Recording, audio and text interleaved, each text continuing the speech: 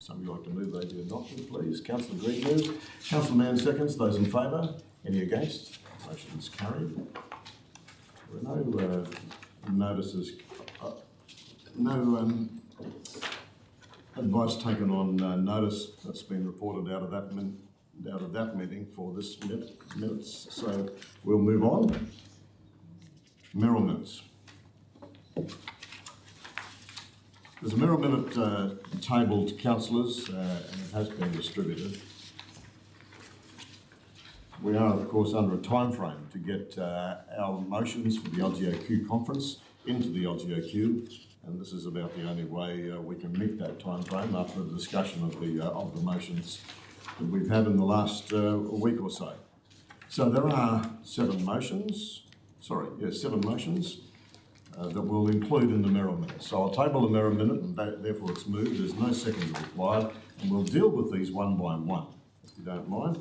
I'm happy to take any debate if that's necessary around each particular motion that we're going to put up to the LGAQ conference here in Mackay in October. So the first one, let's deal with that the LGAQ lobbied the Queensland Government to review the applicable state planning policy to enable individual councils more flexibility in considering reconfiguration of lot applications in the rural zoned areas. Are there questions around this? No questions. It's been moved. There's no seconder required. I'm happy to take some debate if there's somebody who wants to speak to it. Other than that, I'll put that as a motion. Those in favour? Any against? It's carried unanimously. Thank you. Number two, that the LGAQ lobby the Queensland Government to clarify the provisions of the Local Government Electoral Act 2011 regarding group campaign activities. Are there questions? Would somebody like to speak to it? Are you speaking? Sorry, Worship, I thought that was number 3. Number 2, vote ranks. Well, I'm doing it as number 2. on my list of favours, it's number 2, okay. So we'll do it.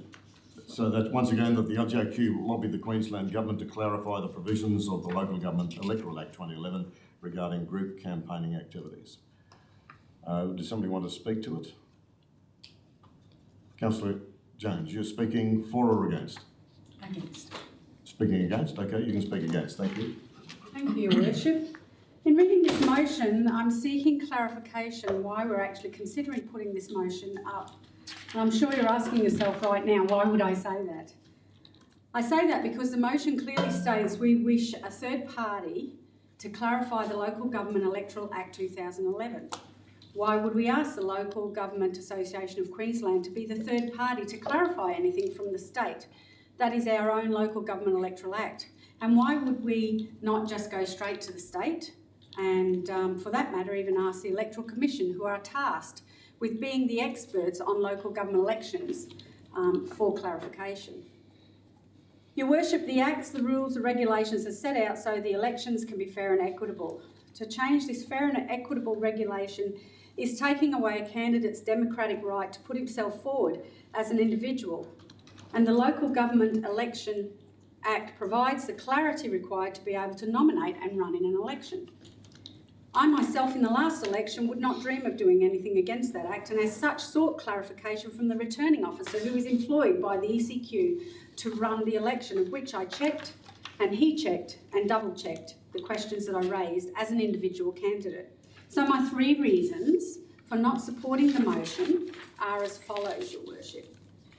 1, as an individual whose election material was not the same branding of another candidate's suggests that I am an individual and I'm not in a group campaign, and so I have no issue with the Local Government Election Act in this matter. 2, the listing of any candidate on a how to vote card is a fair and equitable way to produce a how to vote card, especially when there are 10 positions available on council. This enables clarity for the public in their voting decision. And 3, it's my understanding an individual has to report every item themselves, where a group only runs one bank account for all the candidates combined. So the reporting requirements for each candidate in the group is less than that of an individual reporting. I fail to see the difference between reporting conditions for a group versus individuals. If anything, the group benefit from many things that an individual does not. For example, to run in an election is the choice of a candidate to brand themselves with a group to recap financial benefits, or to stand as an individual and pay all the costs themselves. Your Worship, I really do fail to see the need for this motion and I will be voting against it. Thanks, Councillor Green. Speaker 4, Councillor Mann. Thank you, Worship. I've put the motion forward because it's my opinion that the Local Government Electoral Act 2011, in particular section 183, does not provide enough clarity around what is considered to be group activity, and it's that simple. Being part of a group is a choice for each candidate to make, but it brings more stringent reporting. For example, you must appoint an agent, and that person is responsible for the group's obligations under the Electoral Act and to make sure they're complied with. I've previously seen independent candidates print election materials such as call flutes with 9 images and names under a heading of independent candidates, and how to vote cards that could be construed as similar in look, but that wasn't considered to be group-like activity under the current legislation. On the ECQ website, the definition of election material is anything able to or intended to influence an elector about voting at an election or affect the result of the election. This includes all election material published, distributed or broadcast, for example, any advertisement, handbill, pamphlet, notice, call flute, I suppose, billboard, whatever. I believe clarification and clear definition is required in the Act, so there's no grey areas in relation to all election material, the reporting requirements and clear definition about what is a registered group and what is an individual independent candidate and sharing of resources. In my opinion, if councillors wish to see a level playing field and clarity for all candidates, they will support this motion, and I would be disappointed if that's not the case. Thank you. Speaker against. Councillor Bonaventura. Your Worship, this motion is seeking clarification on the ability for an individual candidate, not in a group, to reference other candidates at election time. Your Worship, in the last local government election, just 16 months ago, clarification was sought many times and during the election and the direction given. For this council to ask again sounds like we want to change the rules.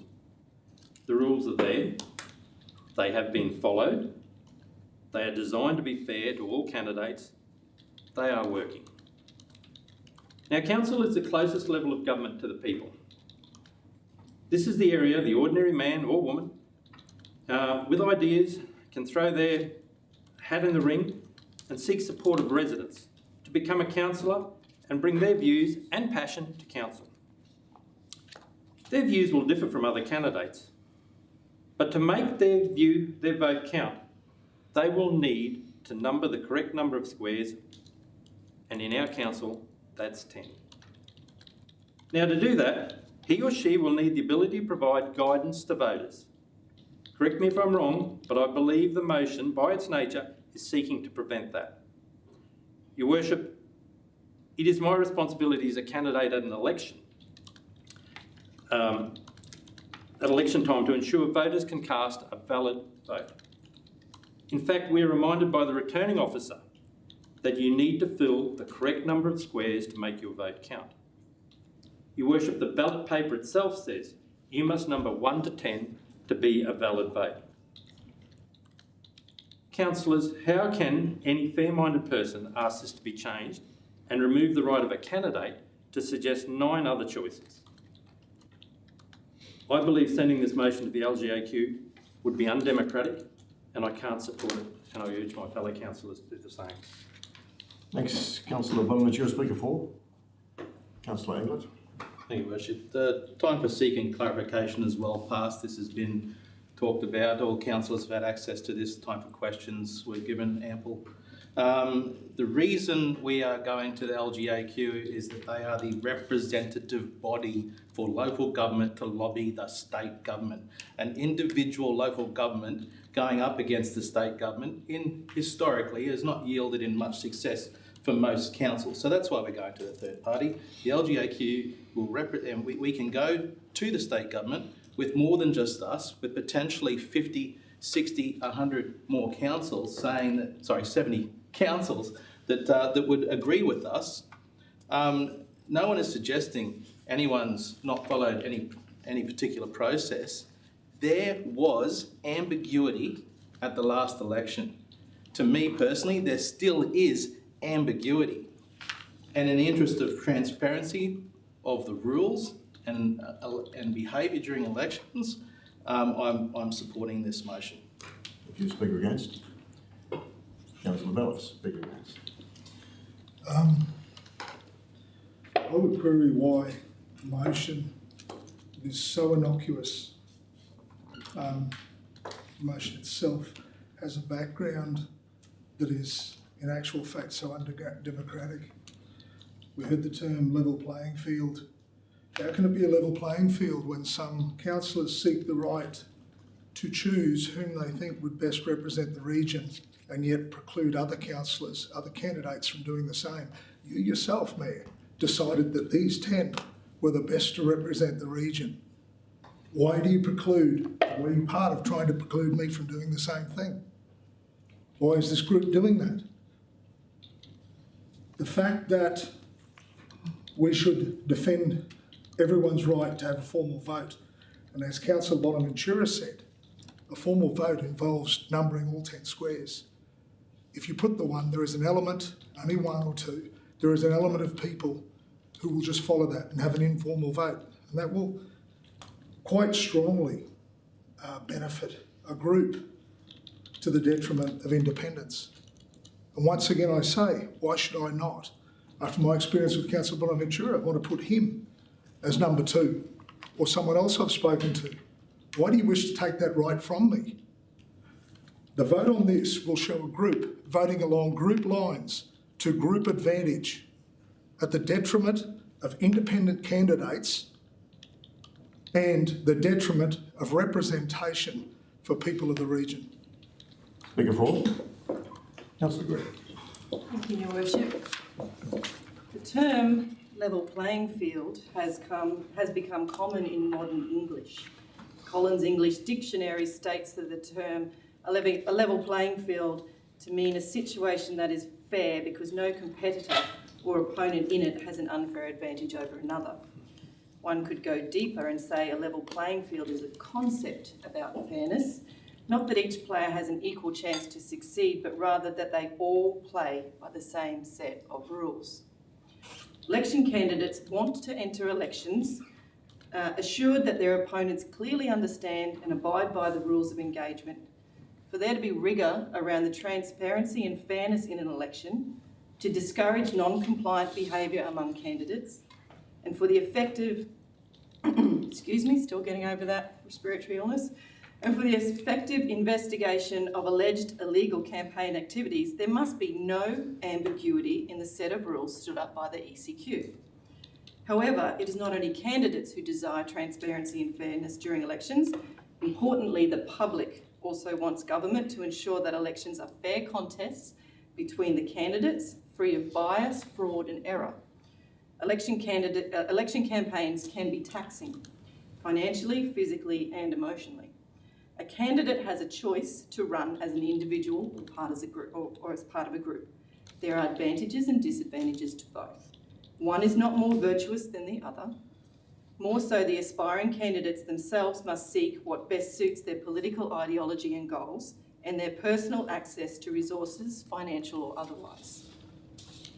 Once candidates register as a group with the ECQ, they can begin conducting group campaign activities such as sharing campaign funds, advertising and other resources. This is an advantage. Campaigning as a group requires very stringent reporting requirements compared to those required of individual candidates. This is a disadvantage. Only candidates who are members of a registered group can conduct group campaign activities. This might include using a common platform to promote the election of the candidates, such as promoting the same political policies, using the same advertisements like pamphlets and billboards, using the same campaign slogans, using the same brands or images, using the same how to vote cards, participating in the same fundraising activities or events, and sharing the same resources for election campaign. The ECQ takes individual candidates illegally conducting group campaign activities very seriously and could result in financial penalties of up to $13,345 for that individual. clearer guidelines are needed to ensure that individual candidates don't unwittingly engage in illegal activities because of the misinterpretation of the rules. So in conclusion, Your Worship, the level playing field is an important principle in democratic society, but it has so many different meanings that different political groups and candidates will frequently disagree as to what is fair, as we're hearing here today. Naturally, they will each tend to favour a definition of fairness that accords to their own self-interest. This highlights the need for the Queensland Government to clarify the provisions of the Local Government Electoral Act 2011 regarding group campaign activities. As we've seen, there is ambiguity, otherwise we would not be having this debate today. This will ensure a more rigorous, transparent and fair election for all candidates, and I'm sure that's something we all here strive to achieve, and as this motion seeks to do. Not only for ourselves with skin in the game as candidates, but most importantly for the voting public who deserve the most fair and equitable election system that can be possibly given. Thank you. Thanks, Councillor Green. Are there any other speakers? Councillor? Yes, you've probably got a minute left, Councillor. Just to be, thank you, Worship. Just to be clear, nobody's trying to take anyone's access to the voters away from anyone. I'm quite happy for everyone, and no one's saying anyone's done anything wrong. What we're talking about today is ambiguity. I'm happy for everyone to conduct themselves in exactly the same way at the next election as has been in this election. But what we're asking is that the ECQ ensure that if everyone's going to do that, that they have or have not filled out the correct paperwork and have or have not been transparent in putting forward their intent, their behavioural intent for the election. This is just about transparency. Nobody is worse off. The voters do not have less access to anyone as a result of this motion. Thank you. Any other speakers? I'll put the motion. Those in favour? Those against? Okay, the motion is carried, and Councillor Seymour, Councillor Green, Councillor Bonaventura, Councillor... It's Councillor Jones. Sorry, Councillor Jones. Councillor Jones, Councillor Bonaventura, Councillor Bella, moving against. Thank you. Motion's carried. All right, next one is that the LJQ lobby the Queensland Government to ensure full and proper consultation with local government regarding the installation and construction of public vote ramps. Move. There's no seconder required because it's part of this Merrill Minute. Are there speakers? Would somebody like to... You speaking for or against, Councillor? Against. You're speaking, Councillor Jones. Okay, I'll let you speak against. Thank you, Your Worship. And thank you for the opportunity to debate this matter today. I believe that this has arisen as a result of the state government providing funds for much needed infrastructure when there is a lack of 15 ramps in the region. It's my understanding there have been several designs produced and over 3,500 recreational fishers hitting the like button on several Facebook pages to show their support or vote for this type of infrastructure. As an independent, I have lobbied the state government and council, and it's my understanding that the state government has been in contact with Mackay Regional Council as far back as 2017 in relation to the said examples. And furthermore, it was expressed prior to the state election that these examples were on the wish list for the state government election, and one was also in the fishing strategy. So in this motion, to actually say, to ensure full and proper consultation with local government regarding the installation and construction of public boat ramps in those examples, I believe is incorrect, because we've actually had consultation. It's just that this council has made the decisions that they've made. So I just believe that the motion is actually incorrect. Thank you. Thank you. Speaker 4. Thank you.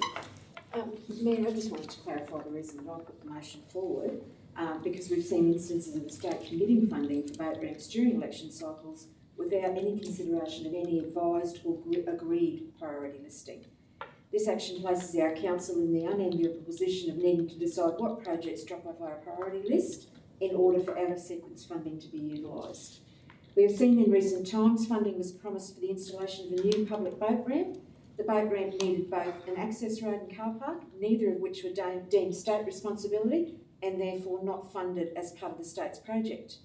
There was an assumed expectation that councils will provide the landside infrastructure, however, with no consultation with council prior to the announcement of the project.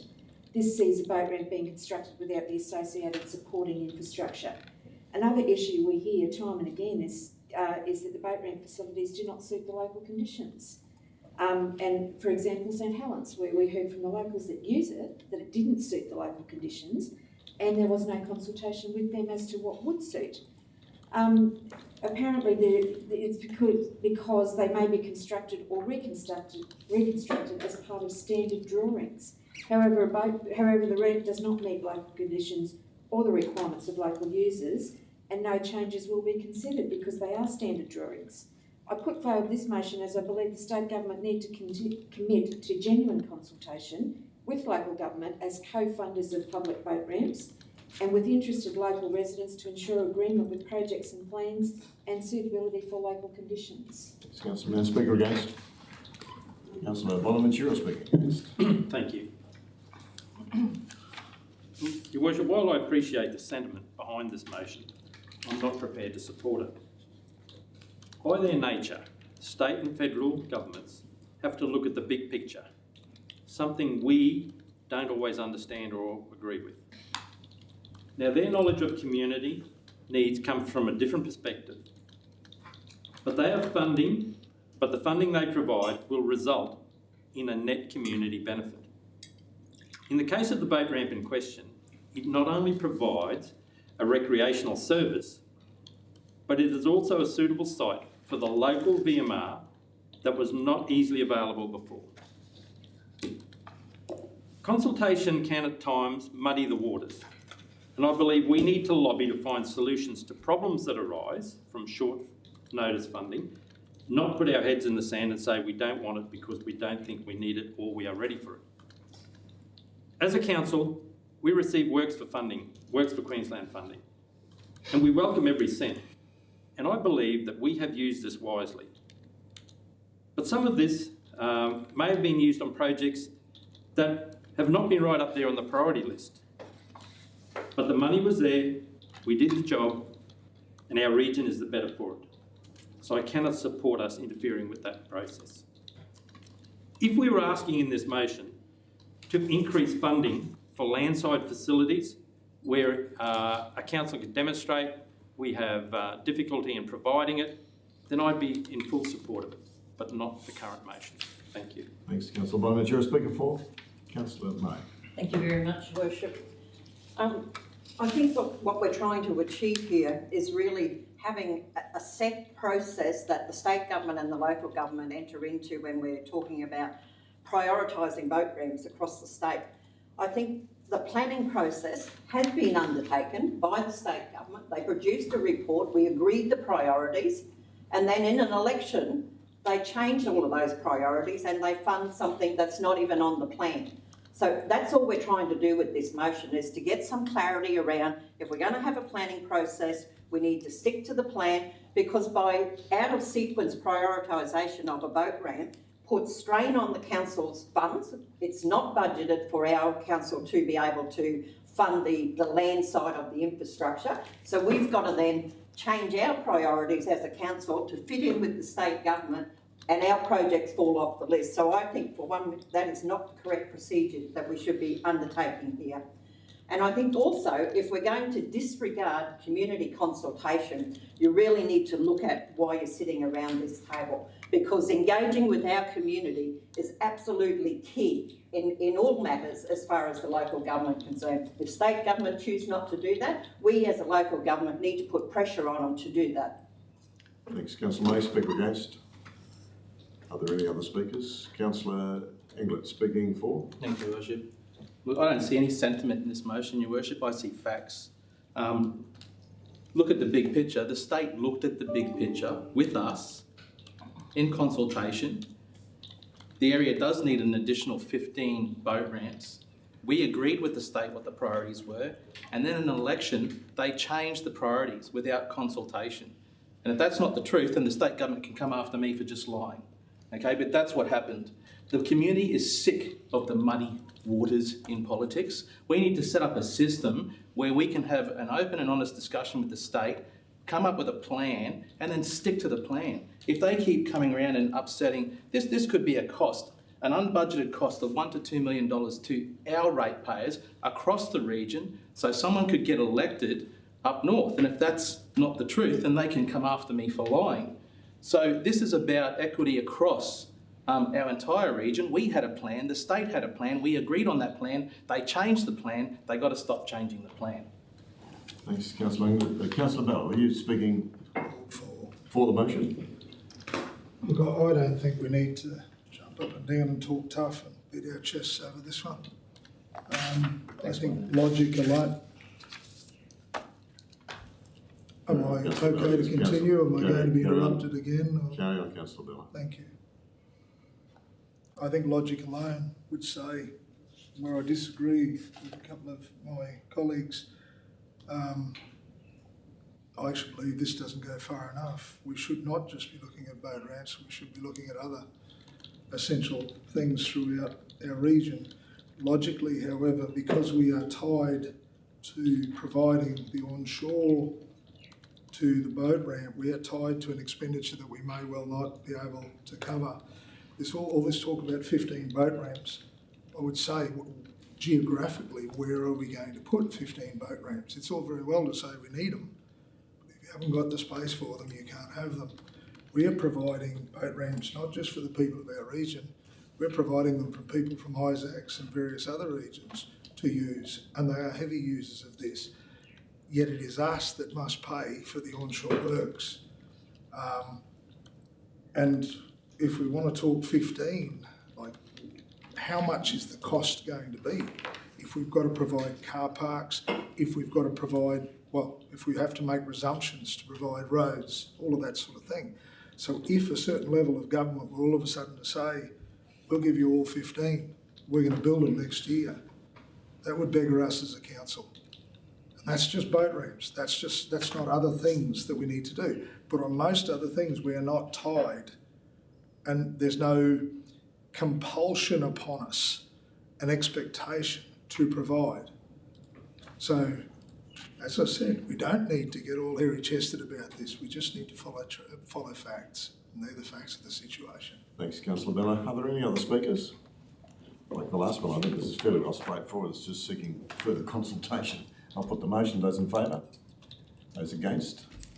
Councillor Jones and Councillor Bonaventure recording against. Thank you. The motion's carried. All right. Next one is that the LGAQ lobby the Queensland Government for adequate resourcing of the Office of the Independent Inspector to ensure prompt investigation and close-out processes. Fairly well straightforward. Other questions? Does anybody want to speak to it? I'll put the motion. Those in favour? Those against? It's carried unanimously. Thank you. The next motion is that the LGAQ request the Queensland Government to amend sporting grant funding guidelines to allow not-for-profit organisations, including regional sports bodies with a focus on promoting physical activity, to be eligible for such grants. Are there questions? Does anybody like to speak to it? I'll put the motion. Those in favour? Any against? The motion is carried unanimously.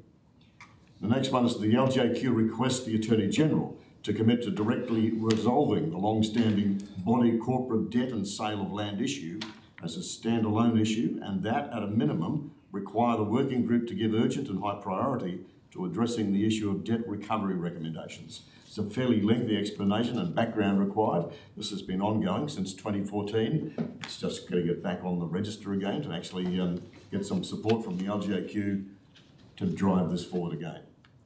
Anybody like to ask a question or not? Anybody want to speak to it? I'll put the motion. Those in favour? Any against? The motion's carried. And that the LGAQ work with the Queensland State Government to develop practical guidelines and standards under the laws, codes and standards for redevelopment of existing buildings. Once again, this has been around for a while. Are there questions on this one? No questions? Anybody like to speak to it? I'll put the motion. Those in favour? Any against? The motion's carried unanimously. Thank you. That's the end of the Mayoral Minute. Let's move on to the consideration of committee reports and recommendations. First one is the Local Disaster Management Group, LDMG minutes. I think they're pretty well self-explanatory. There's a heavy focus on the last LGMG on training for LGMG members as we approach our bushfire and storm season. So QFIS has got that training well underway. Any questions? Somebody like to move the adoption? Councillor May moves, seconded by Councillor Mann. Councillor May. Thank you very much, Your Worship. Apart from what you've mentioned, just two call-outs here. The exercise that the airport will be conducting on the 16th of September, so a number of agencies will be involved in that. And you see later in the report a snapshot of the survey that Council conducted to track how our community is faring through the COVID-19 virus, and Director has mentioned that in her Community and Client Services report as well, and we will have a further meeting of the Human and Social Recovery Group to explore what that means and what actions as a council and groups might need to take to address some of those highlights in there. Thank you. Councillor May. Speaker against? Any other speakers? I'll put the motion. Those in favour? Any against? The motion's carried. Thank you. Correspondence and officers' reports. The Office of the Mayor and CEO report for the month of July. CEO. Thank you, Your Worship. Today, really just want to talk about safety. So we've had the first month of the year. Unfortunately, we've had 2 LTIs. One of those a bit difficult to do anything about, an allergic reaction to a tick bite, and the other is a sore incident. In also the medical treatment injury, there's been another saw issue. So we've actually been looking at the usage of saws and chainsaws in particular. And we're actually reworking how we do that. Manufacturers' directions have changed as well in terms of the use, where they're sort of recommending 2-hand stay-on chainsaws, whereas previously it was acceptable under certain cutting for 1. So we're re-looking at how we do all of those, all of that work, and we're fairly advanced in that in terms of at least addressing saw-type injuries. That's probably all I have to say. Thank you, CEO. Questions for the CEO? Councillor Bonaventura. Just on page 28, Your Worship, it's pleasing to see that over $940,000 in waste levy funding come in. And I've got a couple of questions. What's it earmarked for?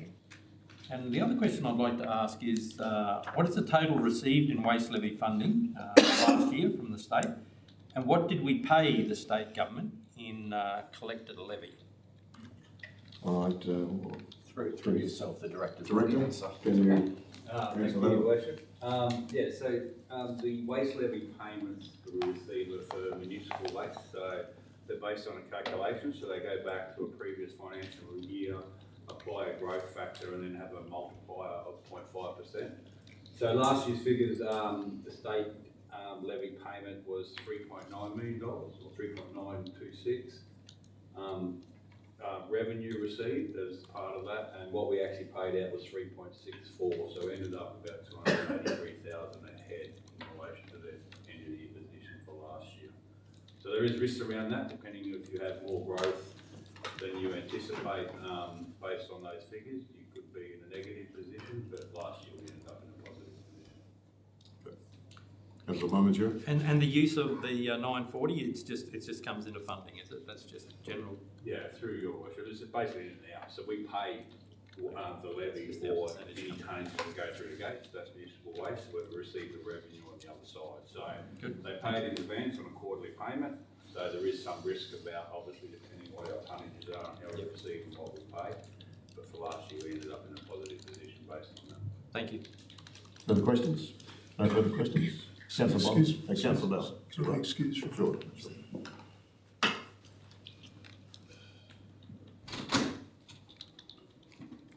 Okay. No further questions. Would somebody like to move then the adoption of the report? Councillor May moves. Councillor Hassan seconds. Councillor May. Thank you very much, Your Worship. I won't go over the safety as the CEO highlighted, but it just goes to show that you can never take your eye off the ball as far as safety is concerned. It's something that we need to work at every day that we are here.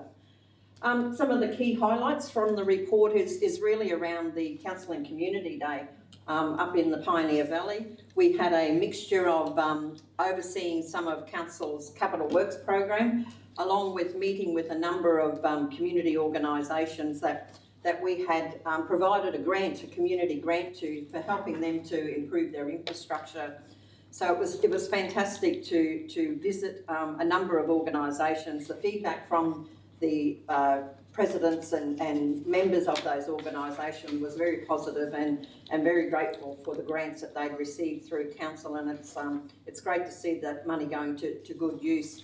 The other highlight for me was around the legal services, and we see, you know, there's 270 matters in some shape or form being looked at by our two-man legal team. But I think one of the key highlights out of this is that there is only 23 disputes and litigation matters out of that 270. So that really sends a message that we're constantly doing things right. When people are not taking us on for disputes and litigations, it means that we are performing well in our community. So I think that's positive, and the legal team need to be congratulated. Thank you very much, Councillor May. Speaker against? Any other speakers? I'll put the motion. Those in favour? Any against? The motion is carried. 11.1.3. Councillor attendance at the LGAQ conference. No, did I miss one? This one. Councillor attendance at the National Economic Development Conference, and this is a request for Councillors May, Green, Mann, Englert, Seymour, Townsend, Hassan and Alison Jones to attend the 2021 National Economic Development Conference to be held in Mackay. So that's good to see everybody wants to go to that one. And the 13th to the 15th of October. It's pretty well straightforward. Any questions? Somebody like to move the adoption? Councillor Englert, seconded by Councillor Jones. Councillor Englert, straight. Okay. I'll put the motion. Those in favour? Any against? Excuse me, Your Worship, I'd like to speak. You want to speak to this? You're speaking for? Okay. You can speak to it. Thank you, Worship. As per our requirements for councillors to report back after conference, and in light of the fact that there are a number of councillors going, I see it only fit with those councillors to write a page of feedback, and I look forward to the contribution to the final report, which will actually go up at a future ordinary meeting. Thank you. We've got a standard procedure that happens anyway. Thank you. Yes. Put the motion. Those in favour? Any against? Motion's carried. Councillor attendance at the LGAQ conference, and that's everybody going to this one now, which is fantastic. Good to see the LGAQ conference here in Mackay. Any questions around this? No questions? Would somebody, you got a question? Councillor Jones. Thank you, Worship. As per my previous speaking notes, I just wanted to clarify then, if all the councillors are attending this conference, we're lucky enough to have it in our own town, how will we, I guess, work out who's going to be reporting back on what? There'll be nothing, we just do our own stuff? There's nothing to report back to council on because everybody's at the conference, I would imagine. But I thought that the reason that we report back is so that we can also let the community know the benefits that we've had from that conference. Well, you're welcome to write a report, Councillor Jones. Thank you, Your Worship. Okay, so are there any other questions? Somebody like to move the adoption? Councillor May moves, seconded by Councillor Englert. Those in favour? Did you want to speak? I would like to say something. That's okay, thank you, Mr. Mayor. Look, I think this is a great opportunity for us to be able to host the state conference here in Mackay. We have done this on 2 or 3 other occasions that I can remember. Mackay's always presented itself well, and over the years we have improved our facilities to be able to host conferences such as this. And to have that opportunity for all councillors to attend this conference is a great opportunity, and particularly early into the term, there's so much learning and usefulness that comes out of conferences such as this that it's imperative, and we're very, very lucky to be able to host that and go along and attend. Thank you very much, Councillor May. Glad I gave the opportunity to speak. Are there any other speakers? Councillor Green, speaking for. Yes, I am. Right. As I mentioned in our last council meeting, the MEC held the first COVID-safe fully in-person conference Australia-wide in October last year, and how great is it a year later with still other areas of Australia and indeed Queensland under lockdown that we are still able to host such significant conferences here in the Mackay region at the moment. So both the National Economic Development Conference and the Local Government Association of Queensland conferences will be a boon for our local economy at the very least, but also a boon for local professionals and leaders for the opportunity to attend. You know, it's so important that councillors continue to strive to develop professionally and improve our education and our awareness of local, national and international global or global influences that challenge or provide opportunity to our region, and it only makes us collectively able to elevate the conversation at this table when it comes to setting the strategic direction of council in the future. So, Thanks, Councillor thank Green. you. Are there any other speakers? Councillor Bonaventura speaking for. Thank you, Your Worship. Look, no, I'd just like to say that this is also our ability to do networking with members from other councils, because we have probably a couple of hundred other councillors in the region. And I think it's our opportunity to promote our region to the wider community. And I agree with all the other speakers about all the education advantages there are for us, but our ability to promote Mackay to other regions is paramount in my mind. So I look forward to attending in October. Thanks, Councillor Bonaventura. Certainly, the number of messages we've got saying they're looking forward to coming to Mackay for this conference. It's really heartening to see. So, endorse all of those comments. Are there any other speakers? I'll put the motion. Those in favour? Any against? Motion's carried unanimously. Thank you. Right, let's move on to some reports now. The Capital Works report and the review for July. Director. Thank you, Your Worship. Yeah, presenting the Capital Works report for July. As you can see from the report, we have no LTIs, but I will draw your attention to page 60, where we have 6 incidents during the month, and a couple of those are a little bit concerning to us, and ones that we've raised in our team meetings and our safety meetings to keep an eye on. In particular, we've got an injury there that wasn't reported in a timely manner and in line with our processes, so we're certainly looking into that and understanding how and why that happens. And I think for us it's been a lesson in understanding, as we said earlier, the need to sort of refocus on safety. You know, we are pretty good at safety and have it as a focus, but as you can see, there's still incidents occurring there that may lead to something a bit more serious. So that's certainly a focus for us. In terms of the July project spend, we're at about 82% of what was forecast, but I would like to note that we sort of haven't finished all of our start of the year forecasting with the financial team, so that's still something we're working through. So the forecasting is not completely accurate there. Projects that were completed during the month is in the list on page 59. Again, that's probably a lot lower than the June, because there was a big push for the end of financial and to finish some of those projects, particularly the ones that were tied to funding agreements and Works for Queensland in particular.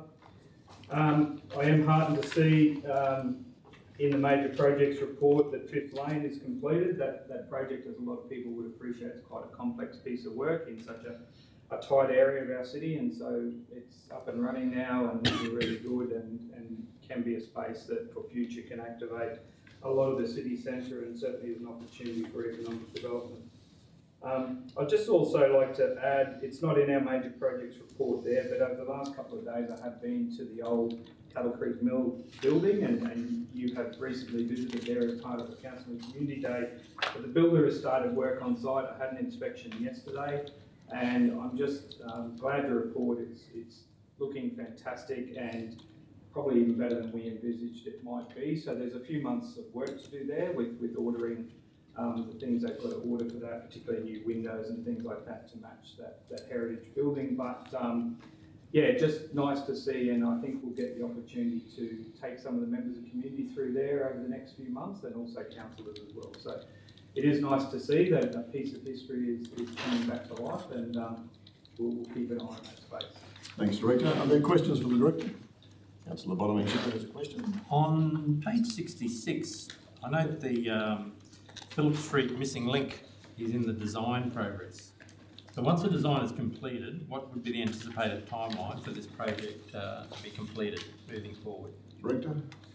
Yeah, thank you, Your Worship. It's my understanding this is in our normal process, so we're in design this year, or this financial year, and it's slated as construction for next year. Very good work, so. But that is in the program for 2022-23. Excellent. Councillor Bonaventura? And I'd like to thank the Director for the photos of the Carina Road culvert, and it certainly appears in very poor condition.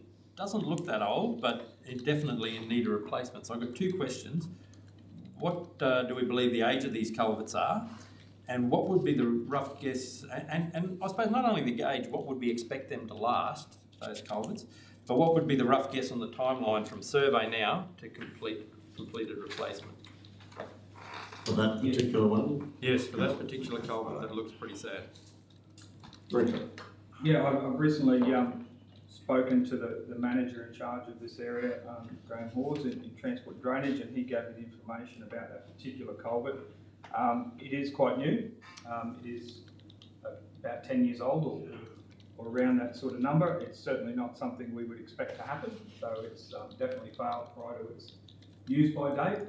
Depending on the types of culverts, we'd expect something like this to last 50, 60, even 80 years old. So it's obviously nowhere near that, and so very disappointing that has happened. So because of the condition of it, you can see yourself from the photos, we've had to accelerate the program for this piece of work. We've actually just had a design pre-start meeting yesterday to get that back into this year's program and possibly even design and construct. Even though that's not our normal process, because of the condition of it, design and construct it this year. Okay. Thank you. Any further questions? No further questions? Okay, would somebody like to move then the report's adoption? Councillor England moves, seconded by Councillor Jones. Councillor England. Thank you, Worship. As the Director mentioned, Fifth Lane, I want to start on that. Queensland Police Service tells us that communities with high levels of public art are safer communities because they're communities that people look at as places that are paid attention to. And definitely, I think that the Fifth Lane now looks and feels a lot safer to the public, and in fact also creates a more pleasant conduit between parking opportunities in the next street over. So I think it's done a lot to not only make that safe, but also improve the connectivity of the city centre, which I look forward to seeing what that may yield for us. The construction has been completed on a number of 6 projects this month, including 3 culvert replacements at Serena and Walkerston. And our culvert refurbishment program has highlighted numerous structures, as Councillor Bonaventura just mentioned. It was an eye-opening photo to see there. However, I'm confused as to whether our surveyor is holding a fishing pole or a surveying device. It's also yielded opportunities to complete projects, design on another 6 projects, and have, 6 more than in progress, with 5 more to be completed. Unfortunately, we do have to look at our Sydney Street water main replacement. We're looking at early September to start that. Finished in January 2022. It's going to cost us $3.8 million, but that's an area we need to look at because we need to improve the reliability of that service through the city area. No LTIs for the month. A really good report. Thanks, mate. Thanks very much. Councillor Langer, speaker against. Any other speakers? Councillor Bonaventura speaking for. I am, Your Worship, and this is for my mate Keith. Keith will normally tell me when things are wrong in the city centre and when we have got issues. And Keith actually pulled me up the other day purely to congratulate me on the work that has been done in Fifth Lane, as Councillor England has already said. So it is a positive. Mind you, Keith didn't let me get off scot-free. He still wants to know when we're going to get rid of the smelly bin. So we've still got one job left to keep Keith totally happy. But for Keith to be happy, we have done well. So to you, Keith, thank you. Thanks very much, Councillor Bonaventura. Are there any other speakers? Councillor Jones speaking for. Thank you, Your Worship. Item 4.1, design services. I don't think that our ratepayers, Your Worship, really understand the work that actually goes on underground because they can't see it. We quite often report on the fun and the fluffy projects, and I note in this design summary report a number of projects such as culvert replacements, water main replacements, drainage upgrades to Oak Street, Hamilton Street, Brisbane Street, as well as Palmer Street and Evans Avenue water mains replacement, just a couple to name. They've all been designed in the month of July, and our community will never see them on a regular basis. So I just wanted to make sure that we also make mention of some of the things that are not just fluffy projects. Thank you, Worship. Thanks, Councillor Jones. We certainly know about it when the water's off. So yes, they would. it's good to see the upgrades. happening, particularly in the water services area. All right, are there any other speakers? No other speakers? I'll put the motion then. Those in favour? Any against? The motion is carried unanimously. Thank you. Client services, monthly review for July. Are there questions? I'll get the director to speak first then. So you forewarned, Director, you've got questions. I'd just like to start off by acknowledging that we were one of the areas that has experienced our first lost time injury for the year during July, when one of our vector control teams sustained an injury to their finger when they were trying to dislodge something from a piece of their equipment. Now, they did have to undergo minor surgery and required some time to recover, but I'm pleased to report that they have recovered well and are now back at work. Our vector control team have also worked with our safety advisors to identify improvements to try and prevent an injury similar to this from recurring in the future. Now, in more favourable news, July was a big month across the Directorate, with many community events and celebrations that were either directly hosted by or supported by the Community and Client Services team. The Mackay Festival of Arts, led by the MEC and Events team and supported by Corporate Communications and Marketing, along with other internal teams, was a great success. The GBCT Illuminate had 25,000 people go through over the few days that it was opened, and GNS Engineering Wine and Food Day had about 30,000 people through the gates in that one day. How many? Sorry.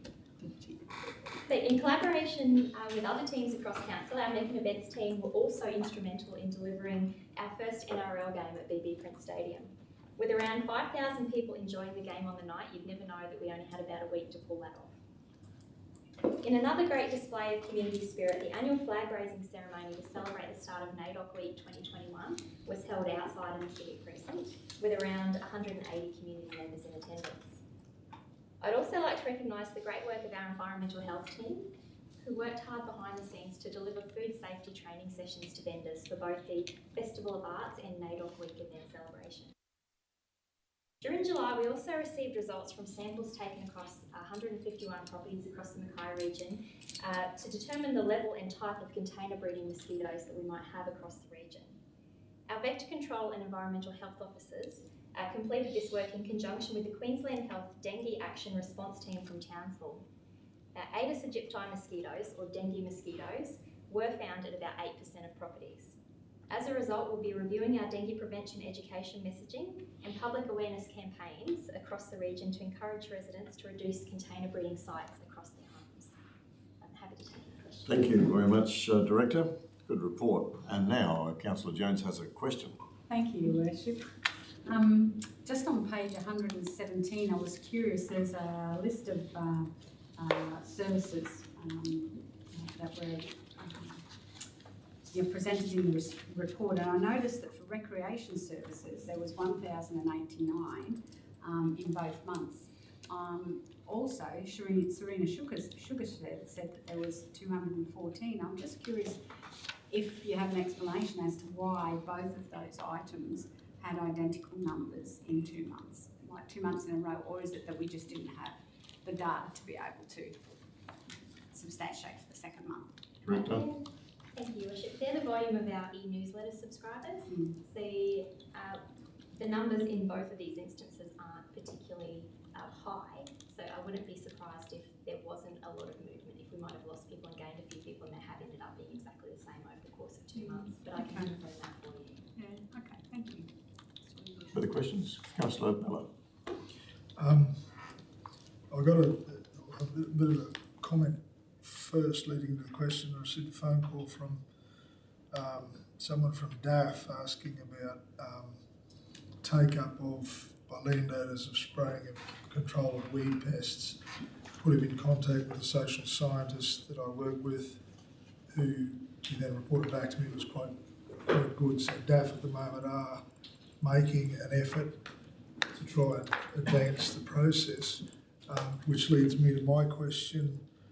I'm very pleased to see that the hours in July this year and last year are considerably higher than the 2 years previously, financial year, and obviously with weeds, it's a consistent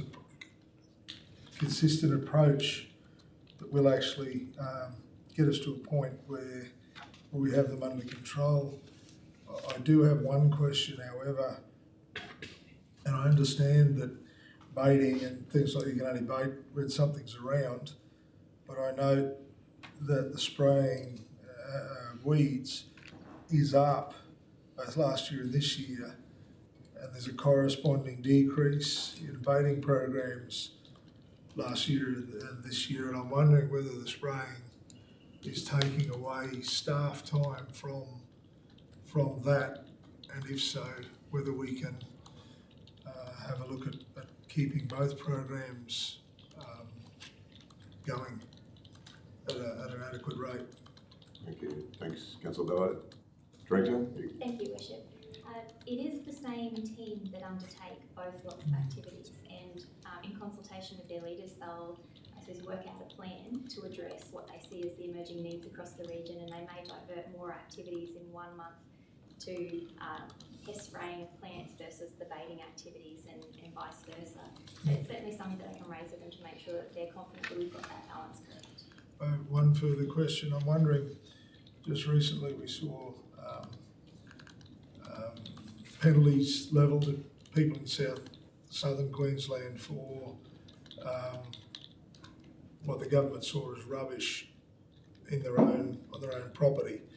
A couple were second-hand dealers, that sort of thing, and I'm wondering if we can at some point, as soon as possible, have a briefing with regard to what that legislation is and the impacts in our area. The problem down there was that a lot of what they see as rubbish is actually old machinery that is used for spare parts. So I'm just wondering, as I said, if we can see the ramifications of that, and if there's a way that we can delineate between what is actually rubbish and what's basically just stored spare parts. All right, so Director, you understand which piece of legislation that's being discussed here? Not in detail, no. Okay, so maybe if we can take that offline, and if there's a briefing to council, we can. There was recently some $13,000 fines, something to do with 6 square metres of. Right. Well, let's find out exactly what it is, and maybe we can schedule a briefing to council to understand what that legislation impact has or could have on our area, and that might be working with other departments as well, Director. Yes, certainly. Your Worship, I can offer that from our perspective that we generally get involved from that environmental health perspective. If there's a public health risk due to a level of untidiness or something that might be attractive, etc. So I'll confirm with the team and we'll investigate the legislation. Thank you. All right. Are there further questions? Councillor Bonventura, you have a question? Page 96, just the COVID hardship grants. I notice we've got 9 have come through. Just wanting to know from the Director, like we're early into August now, and how are they going? Has it increasing, or have we got numbers starting to flow pretty regularly in there? Director. Unfortunately, no. We did see more applications come through last week, but it was fewer than 9. So we have now received 15 in total. But we are obviously not where we wanted to be at this point. So it's unclear at this point if there's just fewer organisations that are considering themselves in financial hardship due to COVID still, or if they're just not getting the message that this is an opportunity that's available. So we are working as much as we can to get the message out there. Okay, thank you. It's certainly a good question, and you're right, Director. It may well be that there are organisations doing okay at the moment, but we've done as much as we can to get the message out. So anything that councillors can do to assist in getting that message out to the community, we've got until the end of August for this particular campaign. Further questions, Councillor Bonventura? Page 131, there's a graph there, and I'm pretty impressed with the graph, thank you, Director. It's to do with waste cleaned by offender. Can you please explain the process in a bit more detail? I understand the volume of waste in the top part of the graph, but the second one, what does it state, waste cleaned by offender? Director, can you explain that? So when we investigate, whether it's from a customer request or a known hotspot, if we're able to identify who has dumped the items there, we'll actually go through some enforcement actions and require that they clean up. So that the pie graph down the bottom that you're referring to is just simply specifying how many occasions we're actually able to have the offender, the person who dumped the waste, actually pay for its removal and clean up, versus some of the other methods here. So the landowner has also required to clean up, or council. If we can't identify who has dumped the waste, then we'll actually remove them out of the area. Good, thank you. So that the offender actually is paid, sorry, Your Worship, I can ask the question. The offender actually pays to have it cleaned up. He pays council in this situation? They can choose to physically remove what they've dumped, so they don't have to necessarily pay. They're given a period similar to remove it enforcement at their own actions. cost. That's right. We ask them to remove it. Failure to do so, then there's the enforcement action that they may pay, and we will cancel. Thank you, Your Worship. That clears it up. Councillor Bella. That just prompted a question. I'm quite impressed about the way we're starting to actually catch people doing it. But early in the last term, I remember discussions where we were talking about proof of someone dumping was very difficult, and we actually seem to be doing quite well now. What is the change, or is it something we shouldn't tell people? No, Very thank good. you. The change was having a dedicated officer that was able to actually conduct a proper investigation. So quite often we might find items that actually have the dumper's name on it, such as an old bill or something amidst the rubbish, or some other naming process, or through the use of surveillance, we're able to identify who it is. Excellent, thank you. Yes, the clean-up rate of 67% is actually sensational. Councillor Jones, you have a question? Yeah, just a little bit of feedback. I'm just prompted on by what Councillor Bonaventura's question was around the COVID grants. I actually sent out a reminder last week to at least 4 groups, and all of them didn't either know about the COVID grants or didn't know that they had actually been extended to the 31st of August. So just wanted to pass that on. So I guess the question is how are we, because we have to get a question here, it's not just an opportunity for comment. The question is how can we increase our activity to make sure that everybody understands the grant. So we'll take that on notice. Thank you. All right. Any further questions? No further questions? Somebody like to move the adoption? Councillor Townsend moves. Councillor Green seconds. Councillor Townsend. Thank you, Your Worship. I have to say the month of July was jam-packed with a host of diverse events across our region. Young or old, there was something for everybody to enjoy in our great community. The 2021, of course, was the Mackay Festival of Arts was a resounding success with record numbers attending throughout the month. G&S Wine and Food Day had a fantastic vibe, and it was great to see thousands, well actually tens of thousands, enjoy the food, the music, and it was a perfect day as well. In all, 14 festival events were delivered, 10 fringe events, 9 free workshops, 335 local performers and artists, and initial reports show in attendance of more than 56,000, and that doesn't include the fringe events. Social media reach was 65,556 in the past 4 weeks. So I think we can say that the Festival of Arts was a huge success, and I think everybody in our community was chomping on the bit after COVID to go out and have a bit of fun. I'd like to extend congratulations to the technical services team and the operations team, who both played integral roles in the professional delivery of the Mackay Festival of Arts. From messengers of Mackay on 6 rooftops and illuminating the Blue Water Trail for the annual DBCT Illuminate event, to back-to-back room turnovers to deliver the festival, as well as a number of business events in the MEC. These devoted staff work their magic in the background and often get overlooked for their part in bringing their talent, hard work and dedication to making this event so successful. So I'd like to ask the Director to pass on Council's congratulations to the technical services and operations teams on a job well done. Our MEC successfully delivered 30 events, 4 business events, and with less than a week's notice and a mammoth effort in teamwork and collaboration delivered an NRL game between the Eels and the Roosters at BB Print Stadium.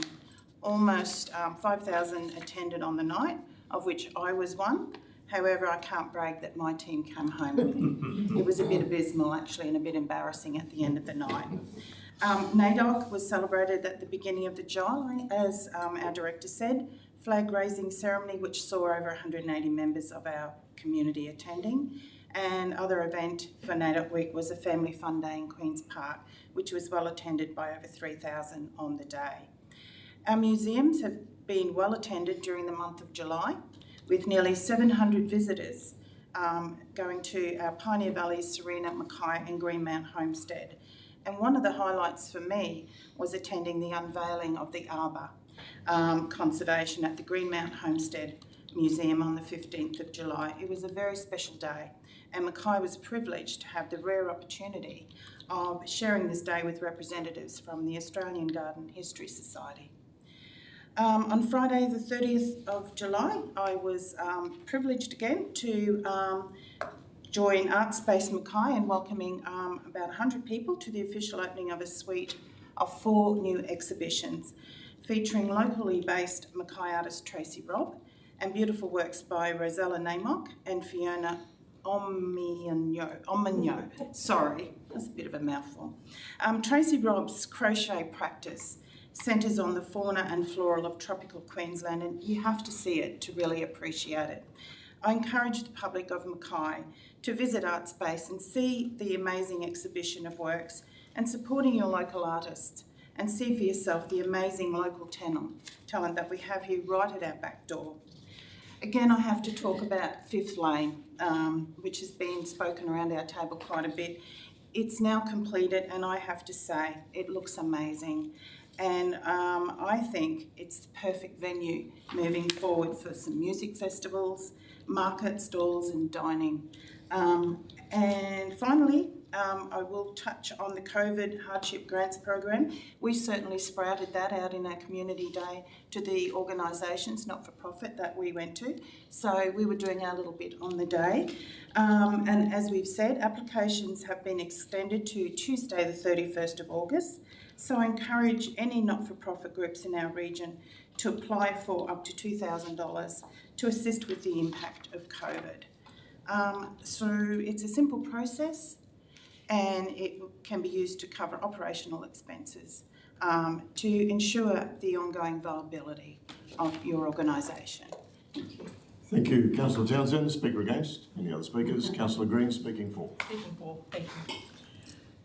In sport and recreation news this month, the Active in the City program is now complete, and the Activate Mackay Region program is the new name for this program to reflect the expanding presence across the region. The new program launches this month with Zumba, Ninja Warrior, Zoo, Yoga, Pilates and Aqua Fitness all on offer for just $5 per person, which is paid directly to the provider on the day. And for those of you who don't know about the new fitness craze called Zoo, Z-U-U, it is using fundamental body movements like bear crawls, frog squats and flea leaps to build strength and burn calories. I'm going to stick with downward dog. But the Activate Mackay Region program complements the Active in the Regions program to ensure our entire Mackay region has access to affordable fitness programs, which is great. Huge shout out to the festival team, the MEC and friends of the MEC volunteers, as well as all the other staff and council who put on such a spectacular month of the Mackay Festival of Arts. Councillor Townsend has showcased the success of the stats of this festival, but I would like to spruik the importance of events and festivals to our region that add to the vibrancy, livability and the sense of pride of our communities. And it's such a critical component of attracting people to live, stay, invest and play in our region. And indeed it was Mackay's growing events scene and the improved quality of the parks and playgrounds that was a major factor in my family deciding to move back here, as I'm sure it is for other families. So, and we just made the most of the experiences of this year's program as much as possible. Which again, I think I would like to talk about Fifth Lane as well, because the numerous positive conversations I've had with locals and visitors who are just so thrilled by this revitalisation program. I've also seen countless numbers of gorgeous pictures of our residents sharing their Fifth Lane and Mackay Festival's experiences on social media. It just goes to show that all around the world, cities are imagining their laneways, and in Australia, small comparable cities to Mackay, such as Maitland and New South Wales, to our large cities, are activating their laneways. The objectives are clear, and I think ours, is going to successfully, promote these laneways as public spaces, respond to crime, improve connectivity, increase diverse activities, and build strong partnerships to help the CBDs remain competitive with our mall retail outlets, which is very important for us. And there's research that suggests laneway activation does have a potential to play a role in small CBD reactivation. I've learnt that our laneway projects sit outside our public art strategy, but the growing success and the buzz around our revitalised laneways indicates a need perhaps of a more formalised strategy going forward to better inform the continued success of the activation of our city centre. And huge congratulations to the artist Jennifer Connolly and the collaborative work done by contractors and council teams to deliver this exciting yet complex project. But as the director said, it's not all great news this month. The container breeding mosquito survey team did inspect 151 properties, of 78 of which had at least one breeding container, and 13 of these properties had the Aedes aegypti or dengue fever mosquito, as the director said. This is frustrating news given the amount of investment over the years that council has given to public awareness campaigns and education campaigns designed to keep our communities free and safe from dengue fever. We need to remain ever vigilant of emptying and reducing containers around the home all year round, but particularly as we begin to enter the wet season. And finally, another highlight that I'd like to bring forward is that there is a very important survey currently being conducted seeking feedback from our community on a planned approach towards enhancing and protecting the greenery in our region's urban area. We know higher amounts of green cover in our local street and public spaces improves livability and economic and wellness outcomes. The Urban Greening Survey is available on Connecting Mackay right now, or you can contact Council's Community Engagement team for a hard copy of the survey, and this is running up until the 1st of September. So, thank you. Thanks, Councillor Green. Are there other speakers? Councillor Jones speaking for. Thank you, Worship. Look, it's a really hard job to engage with a population of approximately 120,000 people, but as previously mentioned, to conduct good community engagement, we should be using and expressing to the community in the Connecting Mackay site that we're here to inform or consult via using the IAP2 spectrum when we're engaging with the community. We currently have 27 items on the Connecting Mackay site, and 24 of them are active. So I ask, while we're on live stream again, to the community out there listening, please spread the word to your neighbours, to your family, to your friends, that face-to-face consultation is being used less and less, and that this site is the most widely used way that council actually consults with the community and the ratepayers of Mackay. Thank you, Worship. Thanks, Councillor Jones. Councillor Bonaventura speaking for. Thank you, Worship. Just one point I'd like to raise, and that is in relation to the large number of dog issues. And when you look at it, we had 362 new dog and domestic animal complaints last month. This month, 368. That's an average of 12 a day. And it's just, it's something, it takes up a lot of staff time to try and resolve these issues. And even our own council policy says, your pet, your responsibility. So, as Councillor Jones says, while we're on air live, I say to residents, please do your bit for your community. You live in the community, you work in that community. So keep your pet under control where you can, keep an eye on it. Do things to help keep your pet under control and help us reduce this number that, to me, is quite excessive when you look at the graph and the amount of work staff have to do in that area. So I just encourage residents to do their bit to try and reduce those numbers. Thank you. Councillor Bonaventura. Are there any other speakers? I'll put the motion. Those in favour? Any against? The motion's carried unanimously. Thank you. We've got an all services report to consider. It's an amendment to the 2021-2022 fees and charges at 11.4.1. Total of 19 fees have been changed as outlined in the attachment to the agenda item. Are there questions? Yes. Councillor May. Just in regards to the installation of donated memorial seats and plaques at a cost of $2,271.39, is that over and above the cost of the seat, or are we providing the seat for that cost? In other words, is that just the installation cost? Director? Director, no, I think. We're passing the ball over the back. Yeah, so. Right there. Watch out, David's coming your way. Thank you, Worship. I'll confirm exactly what that fee comprises, but I understand includes the seat. Okay. Thank Further you. questions? No further questions. Would somebody like to remove the report's adoption? Councillor May moves, seconded by Councillor Mann. Councillor May? Any speakers? I'll put the motion. Those in favour? Any against? The motion's carried unanimously. Thank you, councillors. Righto, there's no petitions to receive, no tenders to consider, no notified motions to consider. There's nobody in the public gallery. Sorry, Reverend, you've stayed for the meeting, but at this stage we usually have public participation, but there's nobody registered for that. Late business. Anybody with late business? Councillor Bella. I was contacted yesterday by a doctor from in our region, and she sent this through to inform us. This was a brochure. This is a copy of it that was put in letterboxes. It's been put in various areas throughout our region. To be honest, this is an absolute disgrace. This is from all our anti-vax mob, comparing what's going on in France with vaccination passports to the occupation of Europe by the Nazis. It has quotes and numbers, quotes and websites and whatever from numerous charlatans that I investigated through the fluoride debate. It is made in such a way, an open letter from Australian doctors and health professionals to the public. So it's subterfuge. It talks about how this is a loss of freedom. It talks about, you know, basically if vaccines work, why do we need to mask? If this works, if that works.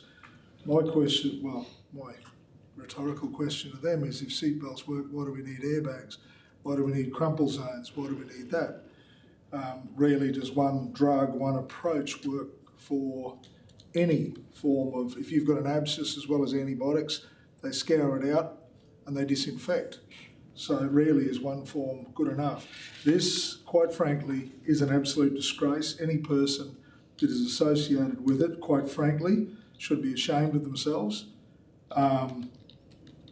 It's basically lies, misinformation and deception. If their points were so valid, why try to hide yourself as encompassing all Australian doctors and health professionals? Why do that? I actually believe that these individuals that are behind this are the lowest of the low. They will lead to not only deaths, and this is the problem with this COVID thing. We have focused on the deaths, not on the disabilities. And I personally have seen x-rays that were sent to me from the UK of people with COVID lungs that were ventilated. And my message to people is, what's recovery? Merely getting out of hospital is not recovery. If you're in a car accident, you lose a leg, or you become a paraplegic or whatever, and you leave the hospital at some point, have you recovered? Are you happy with the result? These people are detestable and the lowest of the low. And the medical community of Mackay has asked me to say, this is not from them. It is not. Thanks, Councillor Bella. Further late business? No further late business? There's no confidential reports to consider today, councillors, so that's it. Thank you very much for your attendance. Thanks for the debate.